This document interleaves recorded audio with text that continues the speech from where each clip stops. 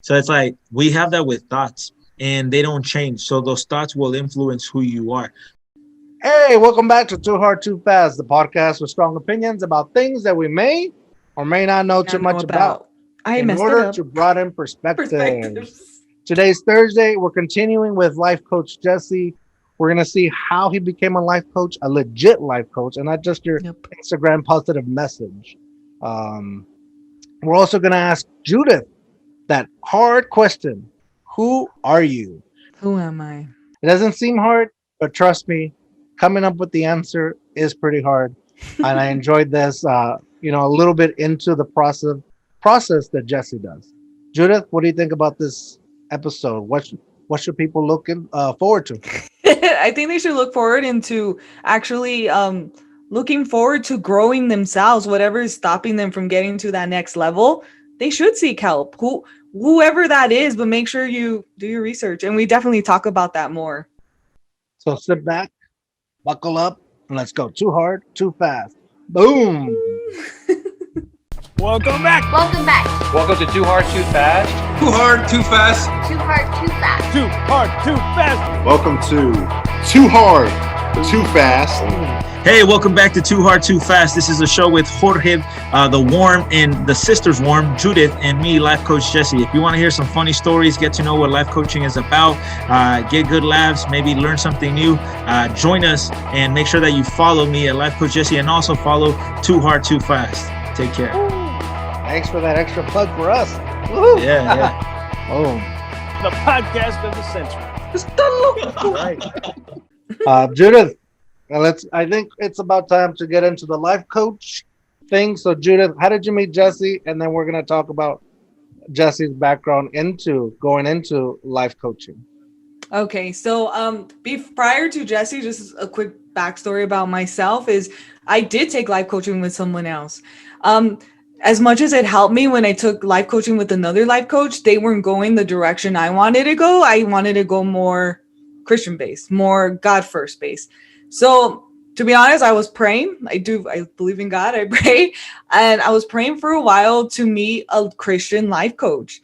And I was addicted to TikTok. I was on TikTok all the time. And for some reason, like on my FYP page, Jesse popped up. Like he was live. Like what I remember is Jesse was going on a walk where he lives by the beach, I think, Jesse, or you always go on a walk and you were always talking to the people live. And I don't know what it was, but I was like, okay, all right. I feel this guy, like he was just talking live and just interacting with everybody. And like Jesse, his phrase is text me now and text me you're ready. But I wasn't ready. So I followed him on TikTok and I would just tune into his lives. It took me 3 months to reach out to Jesse. And I kind of had a feeling, but when I text Jesse, he's all right, I'm ready. Let's do this. I'm like, wait, what? Like he jumped into it. But it's kind of cool because sometimes we need that nudge, like to jump into it, because I'm the type of person like, okay, I have this planned. Now I'm just going to wait 3 months to do it because I'm not ready yet. But like with Jesse, like I love how he like changes my mindset. Like, okay, you're ready though. You know what I mean? So that's how I met Jesse, like on TikTok. I text him I'm ready. And then we had a conversation on the phone. And honestly, like I already knew Jesse was it, but I also wanted to get I wanted to interact with him to make sure like he is my life coach. So I booked like a 1 session with him. And from there on, I was like, yeah, he's it. And then I just went on from there. I took 11 sessions with him. And now I'm going for 11 more. So we still got to start on that. But yeah, TikTok. So how do you do it since you're in Texas and he's in California? In Zoom. We Zoom a lot. We do Zoom a lot. And then, we just Zoom a lot, huh? And then Yeah, and we talk every day. And it's interesting because I have clients all over, and yeah, I haven't met Judith, but if you were to see us interact, you'd be like, bro, like, I feel like, when was the last time you guys hung out? Did you guys hang out? We haven't met. But when we do meet, in these next 11 sessions, it's going to be powerful because it's like like right now, all I know you is this little rectangle. So I don't know how tall you are. That's why I say my height, because 2020, you don't know who you're talking to. So it's kind of like, it gives you an idea. Oftentimes, thankfully, people say, "Oh, you're a lot taller than I thought." I was like, "Yes, thank you." Yeah, 'Cause when it'd be Alejandra opposite. met It's like, you. "Wow, you're much shorter." I was, dude, that would hurt me. I would be like, "Damn it." Yeah. I've been out of the dating game for a long time already. So I never was in the dating sites. But if I were to catfish, I would definitely catfish my height. I would tell everybody I'm 6'2", and then Aren't they you show like up and I'm like half the size. You're like my height, no? I don't know, like 5'8", 5'9", Oh, you're depending what tall. shoes You're I'm wearing. good, bro. Yeah. I'm gonna be honest. You look shorter than that. I thought you were probably like He 5'6". does. So that's good. 5'8". It's because I'm sitting in a beanbag. No, I'm just- Oh, okay. So for people listening, what is the difference between life coach and therapy? Oh, That's a can good- I say something real quick? Sorry. So okay, with counseling and life coaching, right? I took counseling for a little bit. Like I took 2 less sessions, and when I took those, it wasn't for me. And this is the reason why it wasn't for me, because I felt like in every counseling session, they're telling me what I want to hear, not telling me like how it is and what you could improve to overcome that.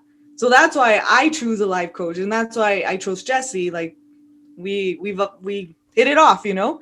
And because Jesse tells me, like, he calls me out. That's what I need. He calls me out. So yeah, I just want to put that in there. Then and I'm glad, and this is a good question. I asked the question. I say it's good. It's Hey, good. there you go. Acknowledge Yeah. you. Good job, George. Good job. But what I'm thinking when I say therapy and counseling, I think about laying on the couch and that judgmental pin writing. Just go ahead. I'm not really listening. You can fuck off with that. And then they just tell you like, they just tell you like a generic thing and come back and see me tomorrow or in 2 weeks and pay me again. And I'm not. That's just my ignorant mind to therapy, and not to cut off people that do need therapy or that find success through therapy. I'm not saying that. That's just what I think about. And it's probably also like why so many people unfortunately don't use it.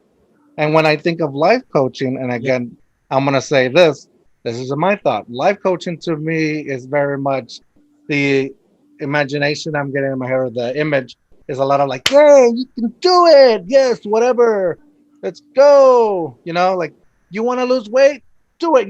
We've all seen the infomercials, Yeah. He is. So I want you to break that for me. I want you to break that for me. Yes, this is good. I like that. Thank you for asking great questions, because everybody has an interpretation of something. So it's like it's normal. It's kind of like a stereotype, I would say. Almost, it's like a label, and then we have this idea of what it looks like because we don't know what we don't know. So we could only assume based on what we know. So therapy and counseling, for me, I'm a fan of it. I'm going to say I'm a fan of it because for the good, it's you going to somebody and talking to someone about your problems, and just in talking alone, it's going to work for you. However, what I see, because I get a lot of clients that have already taken coaching or therapy and counseling, what I see is that it doesn't work. For me, I'm going to be honest, and I could go on record. Anytime that you're going to something for the same issue for over a year or 2 years, something's wrong with that. I'm gonna be honest. Something's not right there, because you shouldn't. What I do, without diagnosing anything, without telling you need to take this or this and that, I help people break through. But why is that? Well, logically speaking, most people that take therapy or counseling, they go to college, they learn from a textbook. They never get to get certified or to do anything. It's never about, hey, do the work on yourself. No, it's about master the subject, learn it. Now you get hired and interview, and you start practicing on people for that degree. So the reason why sometimes it doesn't work, or when it doesn't work, is because these same professionals are dealing with something internally. And originally when we started the podcast, the word I used was escapism. So without them knowing consciously, they're escaping their problems by helping other people. I see this with therapists. I coach therapists, counselors, nurses, teachers, and especially social workers. So I want to say that if you're a teacher, social worker, or in the medical field, a nurse, please reach out to me, because the people that need the most help are the people providing help because it's required of them in their profession. Trust me, they're dealing with a lot of stuff. So life coaching for me, what is different, and here's another sensitive subject, please do your research on who you're going to hire as a professional, including life coaching. Do not think that every person who says that they're a life coach is going to be just like me. No, everybody's different. I was on a dating app with the Christian girl recently. I've gone on plenty of dates since my breakup. It's only been 4 weeks. She said she was a life coach, and I was like, okay, let's meet. And I was like, how did you get started? Oh, well, I just started with my Christian friend. So she has no like study or anything. It's more like Christian based and stuff. And it's like, whoa, you better be very careful with how you treat people. So for me, I did all the work on myself. I let go of traumas. I healed myself. So the reason why I'm effective is because I'm a man of integrity. To say that I've worked on alcohol, 3 years sober, no pornography, no masturbation, all these things. When I say something, it just resonates with people. And here's the other thing. Everybody's different. Everybody's different. Without getting into Judith's personal life, let's just say someone else. I could get 5 women that are dealing with a breakup. And somebody who's in the field of counseling or therapy is going to treat them with the same terminology, the same problem. And the thing that I'm experiencing is that most people go to these, let's say, therapy or counseling, and instead of feeling better, they walk out like, oh, you're diagnosed with this, you got this, and that. Okay, but where's the solution? So for me, it's the breakthrough. I coach people through the breakthrough, and everybody is different. So I get really good within 3 to 4 sessions to identify who you are. And now I coach you for who you are. So for instance, is it okay with Judith if I ask you who you are, Judith, and then you say who you are? Or you don't want to share that in the podcast? No, not in the podcast. Okay, good. Hey, says, hey, Jorge, later on, ask her who she is. Write it down. All right. Okay, but right, no, for real, because look how shy she is. Powerful. That's her nerd. That is my nerd. I love. Okay, so hey, you gotta go too hard, and that's okay. Oh, that was good stuff. Oh, good stuff. She acknowledged her. So, for instance, okay, ask me who I am. I'll go first. Ask me who I am, Judith. Jesse, who are you? I am a young, handsome, powerful, and charismatic leader. So I'm grounded in who I am. Youthful. I mean, you see the skin, but it's youthful in my energy. Hey, Jesse, you want to show up on this podcast? What's it about? I don't need to know. I'm just gonna show up because I'm excited. He did just show up. Handsome, not in my physical appearance, but it's like, hey, sober, mental health, it shows, it reflects, there's something different. The lighting in California really helps too. And you're handsome physically too. Let's acknowledge that. Okay, cool. Thank you. I'm gonna acknowledge myself. See, it goes back to me, what I just told you. Powerful in the sense that I could talk about everything we talked about, be funny, but then also be professional, be like serious when it matters, and charismatic. Hey man, I'm a good time. I'm a fun time. So Judith, who are you? I want Jorge to experience this because that's the breakthrough for him. It's not even for him. It's for you to be okay with you sharing who you are with the world without any judgment. So this is your breakthrough right now on the podcast. Whoever Jorge knows you of, hey, he knows a certain Judith, but does he know the Judith I know? And if he doesn't, you are being a taker because you are taking away from the experience of Jorge to get to, wow, I didn't know. No, Judith I'm like down. that. Hold on. Okay, so be right back. BRB. Hold on. It's because I got a new one. Hold on. This is a good breakthrough for her because it's normal. This is stretching her comfort zone. And you saw what she just did. I'm like, I didn't even catch on until after. Like, she said, yeah, that is my nerd, and that's okay. So here's the thing. Okay. Well, we'll talk about it later. I don't want to go coach one. Everybody has a nerd and everybody has an ego. What the nerd is, reach out to me. Okay, go ahead. So, hey, Jorge, we'll both ask. I'm going to go 3, 2, 1, and then point, and then we're going to ask her who she is. Ready? And it's being recorded. This is part of the little segment. Ready? It's all good. I'm ready. Who are you? I am a consistent, free, bold, elevated through the Holy Spirit light for Jesus. Yes, you are. Yes, you are. So that's what I know Judith as. And and I'm gonna put not myself down, but I haven't memorized it. You know why? Because I haven't been telling myself that every day. So that is my nerd, I would say. Like, that's something that I need to grow on and be committed to, Because you haven't been consistent. That's the thing. You're being the opposite of your contract, and that's okay because it's been 2-3 weeks since we had a session, right? And we're about to start again, and it's like, it's okay. Everything is perfect. So are you saying two things? Are you saying nerd, and also how long does it take you to come up with those handful of things? about It yourself? takes me One session. one session. It could have in this conversation. I could do it, but I build up to it. And then the nerd, I am saying a nerd. Nerd. So everybody knows what the ego is. So I'll tell you, the ego protects you. You know, everybody has a big ego. Look at Conor McGregor, right? Good guy. Mhm. In the last fight that he fought with Poirier, he showed up different. He was very humbled and defeated, blah, blah, blah. This time he showed up again with that ego, and then he got offended so much so that he said to the man, "Your wife was on my DMs." And like I was like, "Whoa, bro, you don't cross certain lines, dude," right? That was his ego. The ego will block you. And here's the ego part of people. He's branded all over. Like he has his own gym. McGregor wine, McGregor alcohol, McGregor this. And it's okay. That's part of the ego. But the fall always comes after pride. So we got to check our ego. The nerd is the opposite of that contract. So for some people, your nerd could be lazy. Your nerd could be a bitch. Just being honest. Your nerd could be people pleasing. Your nerd could be this. And like, for instance, the girl that reached out to me last night, she said, "Hey, I just need some time to myself so she could heal." And I'm like, no, you're running away, because what you resist will persist. So if you're saying that you're trying to avoid something to happening, or like, oh, you're not gonna put yourself in certain situations, then it's gonna continue to happen, you know.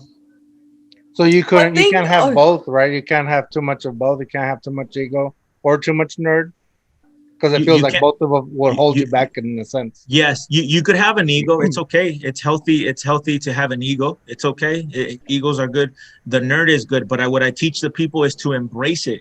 So there's no such thing as you have too much ego. It's more so don't give power to the ego, the nerd. Because Judith's nerd is inconsistent, overthinking, overanalyzing, insecure. And lazy. If she doesn't embrace it, and lazy. And if she doesn't embrace it, then she's pretending that side of her doesn't exist. Through the coaching, I teach, no, that's okay. We're going to learn from it. And then as I start digging, so you see how I coach people, it's different because not everybody's nerd is the same. That's just one little taste of how it's different.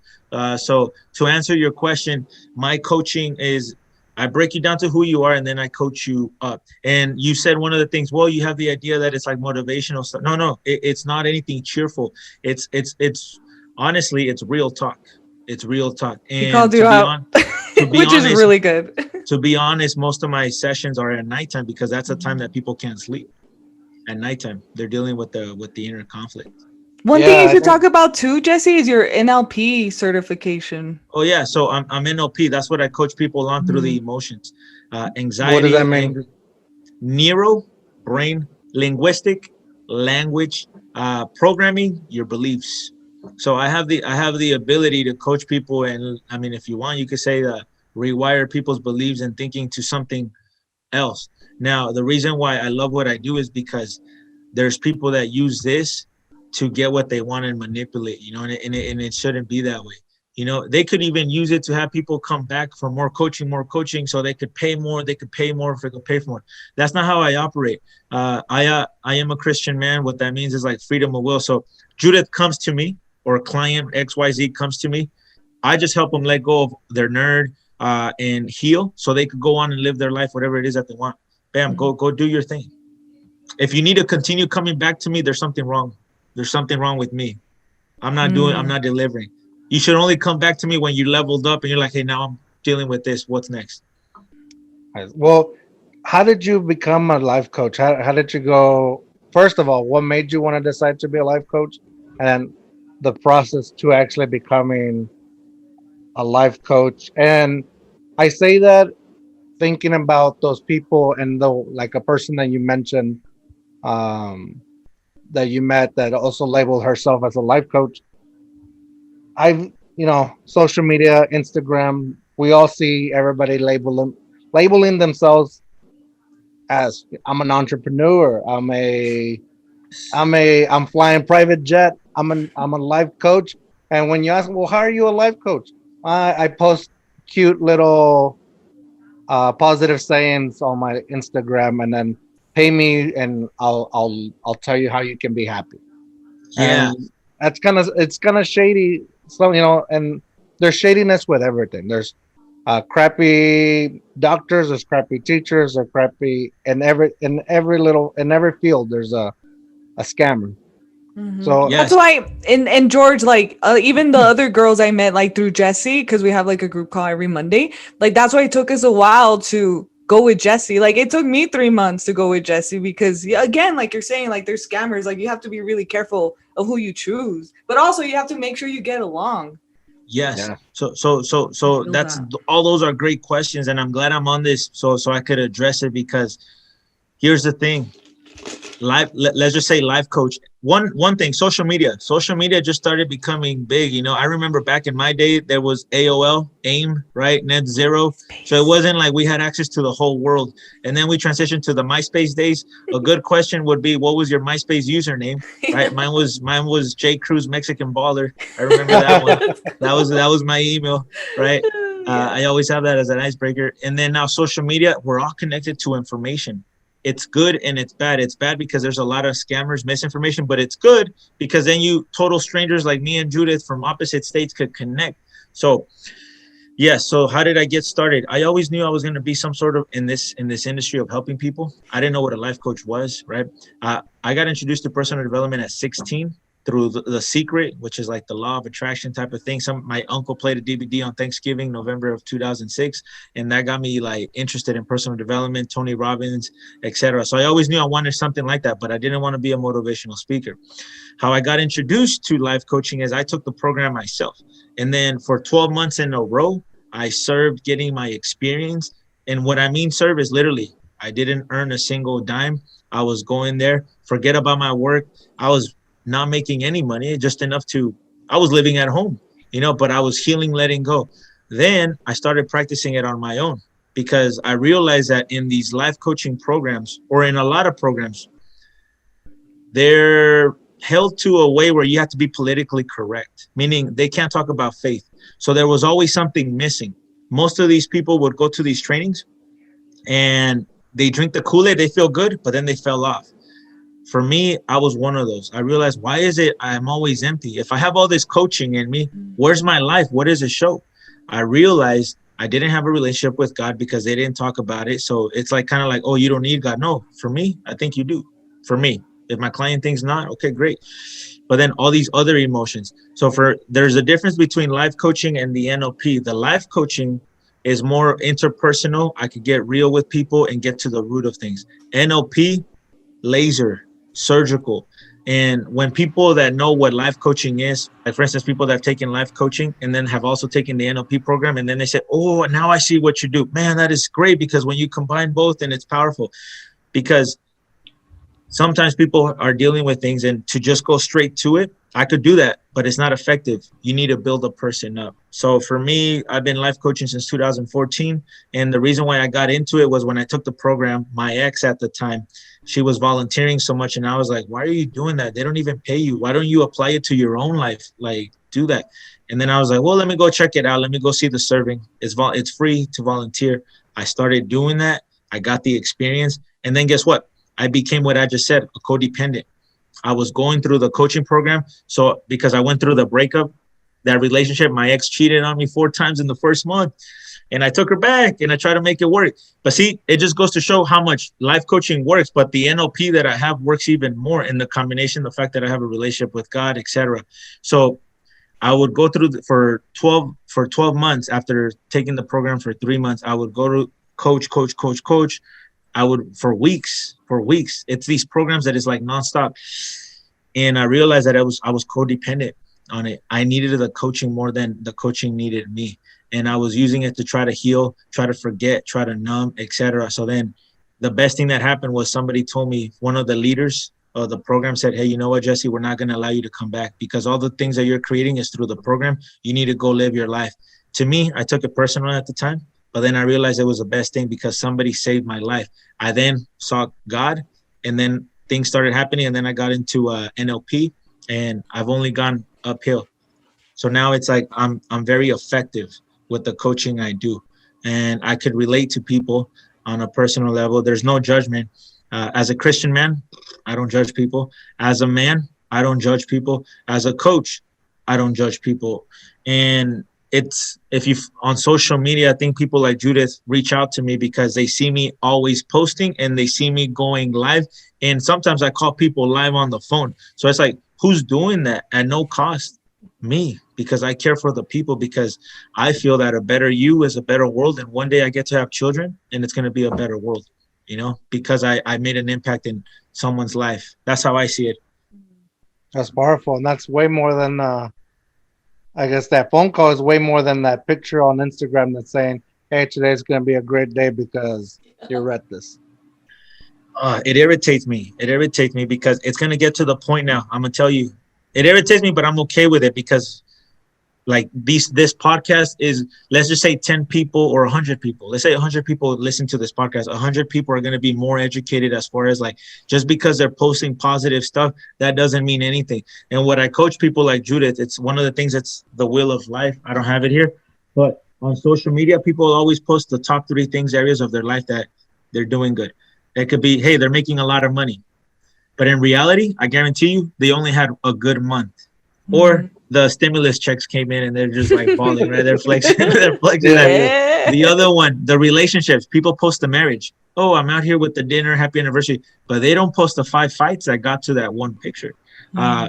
They don't post. A lot of people are not posting the real deal. So that's why I left Instagram, because Instagram is all validation, in my opinion, from my experience. Because I know a lot of these people and they're just showing something that in reality they're dealing with something that's more deeper, and it's a distraction. It's escapism. And TikTok is more content, post content.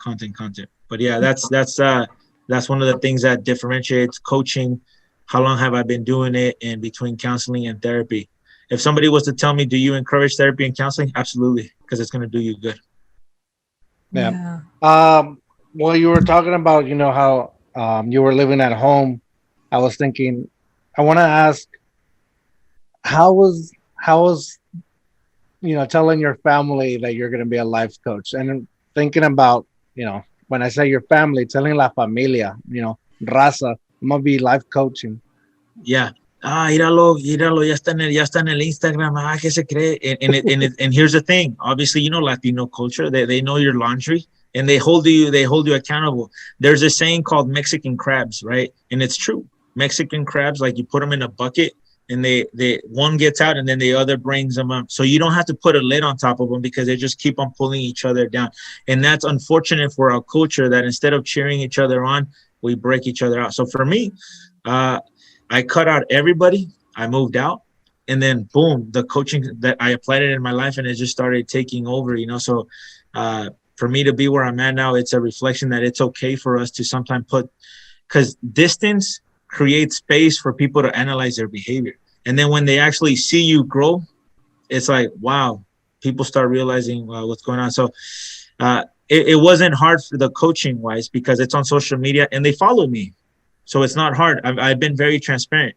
But yes, I could relate it because I have a background in real estate. So when I told my parents that I wanted to be in real estate, it was more like, no, ¿por qué te vas a meter ahí? Pues ni te pagan. Oh, ya tienes una semana ahí. ¿Cuánto te pagaron? No, ya ves, mejor vete a agarrar un trabajo. And I didn't finish college. I didn't finish college because it wasn't for me. So, and I'm the oldest, and my parents came from Mexico. They used to work in La Fresa, So their thing is security, because psychologically they come from nothing, just like dirt poor. So they come to America for security. Let me tell you something. I admire anybody who has a college education and who has a job, but to live in California, $80,000 a year is not going to cut it to raise a family. And also when your parents get older, you cannot support your family and also pay to retire your parents to live with you. So the only way to do it is to create generational wealth. So that's the reason why I got into real estate. But eventually through real estate, I got into coaching, and I saw that, you know what? I have a bigger calling. If I stick to real estate, I'll make a lot of money. But I have this thing inside of me where I just can't go to sleep knowing that Jorge is dealing with something and Judith is dealing with something. It's like, how can I help you? So for so long, I had to bust my tail up to make enough money. So now I have an assistant, and right now I'm about to hire 2 more assistants. So I'm on the come up. And recently, my mother texted me, hey, ¿por qué no vienes y tal cosas? ¿Qué pasó? Oh, ya se te llegó la fama y el dinero a tu cabeza. And I'm like, wow, dude, did she really just say that? But guess what? She doesn't know better, because at the core, what she's communicating is that she misses her son and that she wants to see me, and that she is apologetic of the things that she said when I was doing the things. And guess what? I forgive her. I love her. But I'm going to continue to honor myself because I'm the one that's going to break every single generational curse in my family. I'm the one. Well, I'm not the one because I know that my other relatives are doing it. But through me, I'm the first Christian. Everybody's Catholic. You know, it's not normal. I'm the first like doing other things, not because I want to prove something, but because this is what my calling is. So yeah, breaking it down, it was tough. It's tough being Latino and not having the support of your parents. When they're instead of putting faith, they speak. They don't speak life. They speak the opposite. So it's like I would be showing up to real estate offices or to door knocking with the back of my mind. No sirves para nada. No sirves para nada. Well, look, you still haven't closed. So it's just you're repeating these things. So I think that was a tough part. But then if I could overcome that, then it doesn't matter what anybody thinks of me. I wonder. I guess every parent's different and almost the same. And like for me, I guess I can say like my parents would be more like, try if you're gonna try, but stick with what is making money now. Even if it's not like, gonna if it's, I guess I'm more thinking of the parent where all they know is, coming into America because it's the better life and you just work your ass off to be able to support. And so they stick to whatever job they have, whether they like it or not. Luckily, my parents loved their job, but it was, it kept us just above water. And so where I'm now, I'm thinking like, I'm tired of living just above water. I want to be able to be comfortable, love what I'm doing, still help people. But I don't want to be worrying about, is the next month going to be enough, And that's exactly what I grew up with, man. I used to hate Christmas, man. I used to hate Christmas because I never got anything I ever wanted. I would be the kid that shows up to school and everybody talks about like, I got the PlayStation, the Nintendo 64, PlayStation 2. I can never relate. The most I ever got was like $20. The most I ever got was pairs of socks. Literally, I mean, George Lopez talks about it. It's funny, but there's something off with that because it's very easy to justify and say, hey, your parents didn't know, they worked with what you got. Hey, man, but also let's not disable them, because when you have a critical mind thinking, you have to have a desire to recognize that, hey, I want more. So not only do you recognize you want more, but you're going to do something different. Hey, maybe I'll pick up a book. So you work with what you have, this brain. So for instance, someone like Judith is breaking curses because she realized, like, you know what, she needs something in the mental health area, so she sought personal development. So it starts off with the questions that wanting more. So I remember I'm the older brother. My younger brother, man, I bought this guy clothes because I didn't want him to go through wearing the same type of clothes that I like, like not being cool. The shoes, basketball, put him on sports. My parents never put me in sports. I was neglected a lot of things, because they didn't know any better and they didn't have time. So I remember taking my brother to wrestling events, SummerSlam, because that's something that I wish. And here's the issue with things of that nature. As parents, I'm going to say but as parents, people tend to give the childhood that they never have. So unconsciously, what they're doing is they're bringing their hurts into the future, because you're spoiling somebody with something. They don't even know any better, but it's the thought is innocent. You want to give something that you never had to somebody. So that's automatically something that you should consider and be like, man, I need to heal from this because I'm bringing the past here. In the same way that like people in dating bring certain past, like, hey, you know what? I don't want to do this because it reminds me of my past. Then you haven't healed. You need to heal from that. Yeah. And I want to I was thinking about that as, I don't want to say, I'm saying my parents did, we're living just above water. And I think the best thing they did for me, and I didn't know it at the time, was show me that there was more of a world besides our border town where we lived in. So that was the best thing. Even though I did not grow up with brand clothing most of the time, I did every now and then get some cool shoes, which I was always like, oh, I got the Nikes finally. Yes, maybe they were out of style, but they were Nikes, damn it. Yeah. Or whatever. But and then it's so weird now it's cool to wear not brand clothes. Like now you don't show it off anymore. It's so weird. Yeah, like I got this on Amazon. I I don't got know. this at H&M. Good. Yeah, bro. I for me, I shop at Ross, man. Like Ross Thrift is my spot. store. Yeah. Yeah. And it doesn't fit very well, but whatever. No, anyway, Looks so good. but that's the best thing that they were able to like have enough money or gather enough money to be able to look, travel to different places. And I was like, oh yeah, there is a different mindset outside of this small town, and a different, there's a lot of culture and a lot of different people to experience. Um, but when it came down to me moving out, and moving forward, going to college and choosing a career, where I was thinking is like the safe bet from, my mom always says is like, you have a job, you have to take care of that job. And I go, well, sometimes that job is very stressful. And I come, like you said, like you're helping other people, but you're not helping yourself. Mhm. You're dealing with your own issues, but all you can do is help other people. Like you were saying, the therapist that, they can't truly help you a lot because they're also internalizing their own problems. Um, so with that, like sometimes I think about what else is out there that I can do that still helps the community. I'm a special ed teacher, so I still want to do things for the special ed community, but something that keeps me moving forward. Um, so I still need to figure that out. That's a whole other conversation that we. But Well, that's a good conversation because there's a purpose there. That I'm listening to you, and I hear a man that it's like, damn, okay, now I'm getting to know you. So what I do with my clients is that you have that purpose that you want to do something, but why isn't that you're not doing it, right?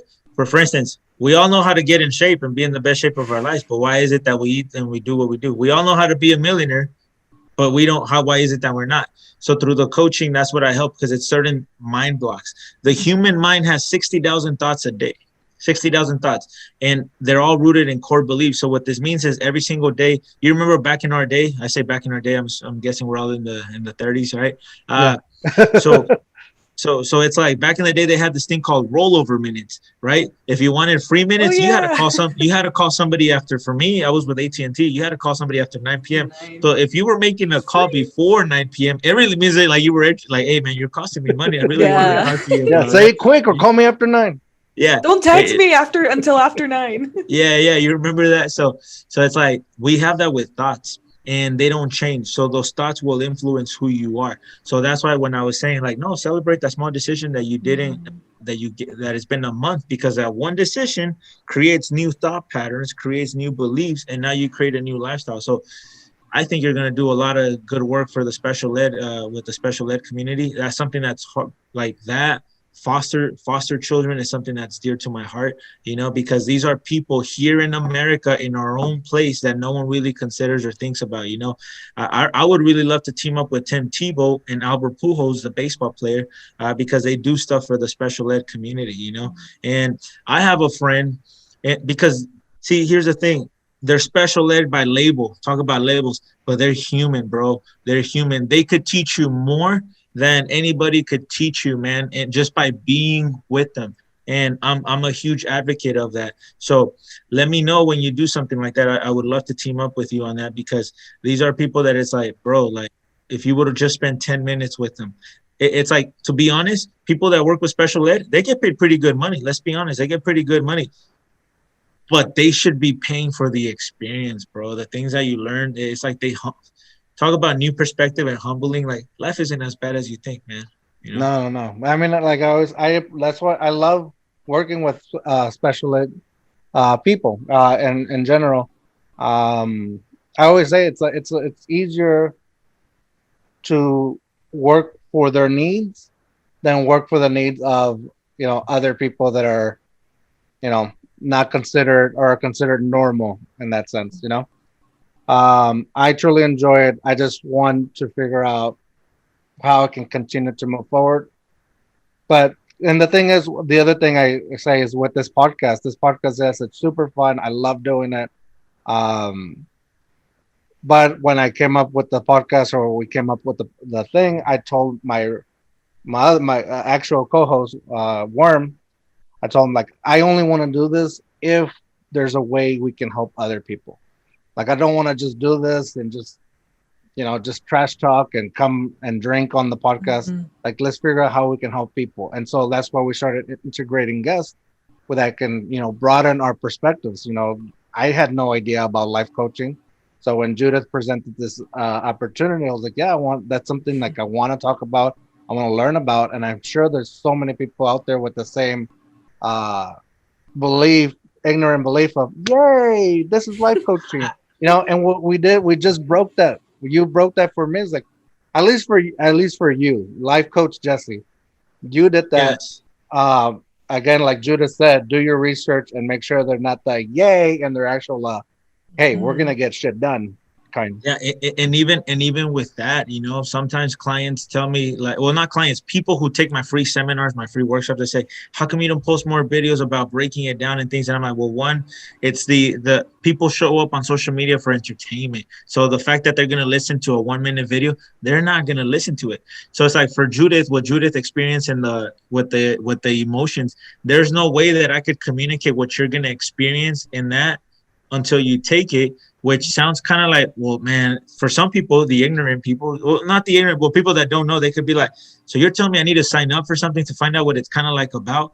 And it's kind of like the best I could do is provide the breakthroughs. The best thing I could do is call up my own clients. And Judith has been like, shout out to Judith, man. Judith, like, I call her because the way she communicates is very good. She explains things. She has a gift of explaining, so I call up my people. She's been on live when I'm at 11. Oh, you want more questions? Or you don't really believe me? Well, let me call one of my clients right now so they could talk to you and share the experience. So I'm very transparent. And like you said, yes, whatever anybody listening or watching, hold everybody to the standard of each their own. Life coaching, what it does, it gives people the idea to be receptive more so than counseling and therapy. But with that comes a lot of great responsibility. Like that girl that told me, I was like, wow, dude, so you don't have any like experience? Like, I'm just like, that's lethal. Pero por eso tengo más energía, más ganas to like do what I do, because it's like I could help more people if I just continue being on this focus, So yeah, it's cool. Yeah. Well, thank you for your time. I know you have to get going. So we have one more question. Judith, will you do the honors? Okay, Yeah. Too hard, too fast. What is one story that you did that's too hard, too fast? Okay. All right, you know me pretty well, so I can be very transparent. So give me an example, but from everything that you know, give me an example. Like, It can be a cautionary tale, a funny story, like Worm, the actual co-host, Judith's brother. His too hard, too fast story is why we call him Worm. And he says, because in college, I used to sell gummy worms and alcohol.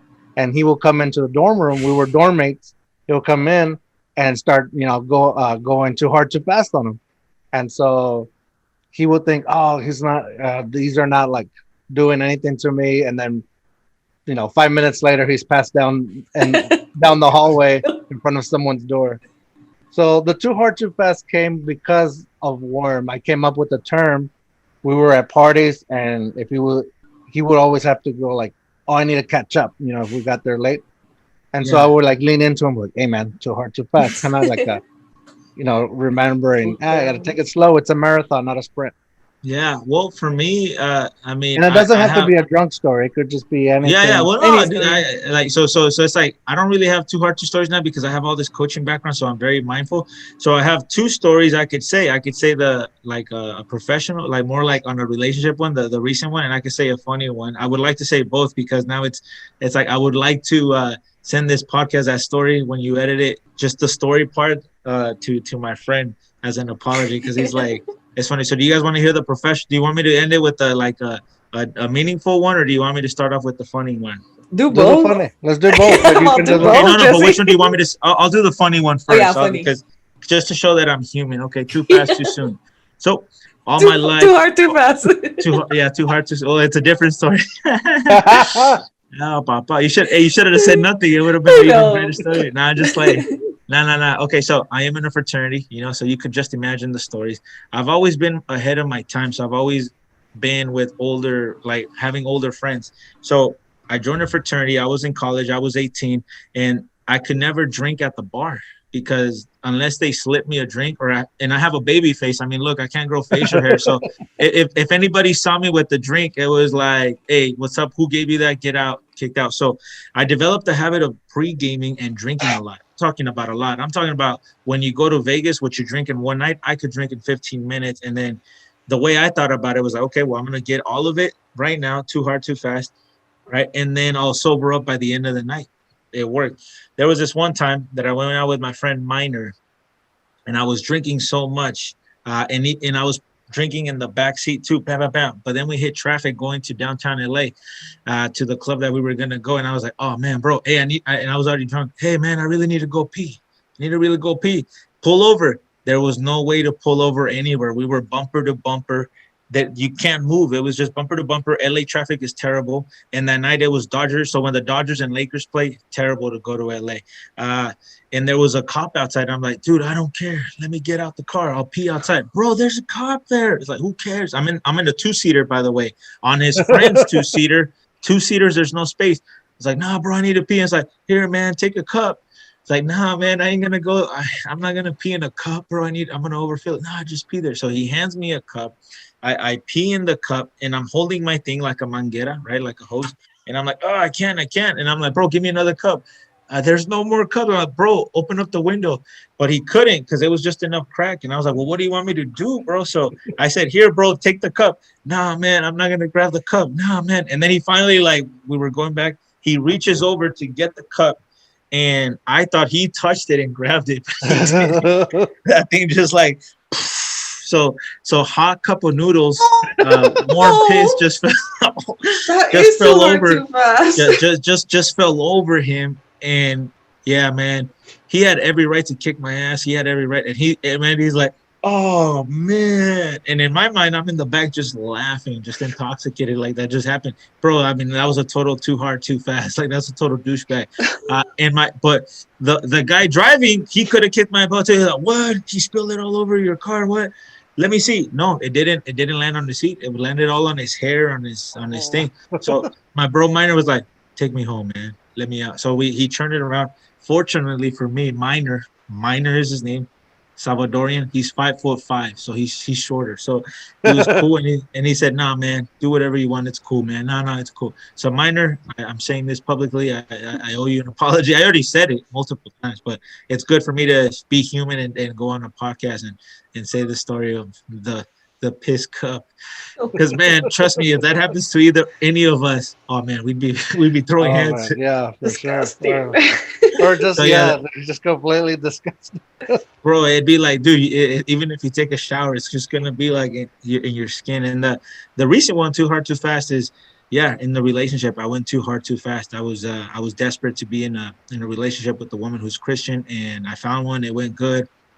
I closed all circles with other women that I was on the dating app texting, and I went all in for that relationship, and I treated her like a wife, like a queen. I would show her to my clients, talk about her, all this, and I realized that, hey, just because women, so here's the thing, I coach women mainly, 85% of them are women, because women reach out, men have a mental like, oh no, like don't talk to anybody, right? What is this life coach thing he is?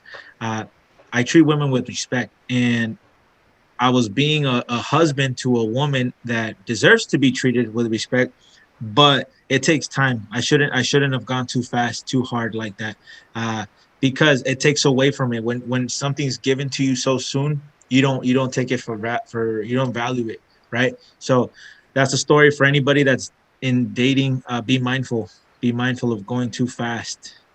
Take your time, because things are going to reveal, and don't ignore the red flags. And communicate, but be mindful what you share too. Even that, for instance, like Judith, she shares certain things with me. I would tell her, be mindful of the things you share with anybody, because not everybody's going to be capable of comprehending where you're at. And it's unfortunate, because ideally in a relationship, you want to be able to talk about anything. So that's so the funny one and then the serious one. Nice. That was, I appreciate both stories. You had a funny one and a professional one.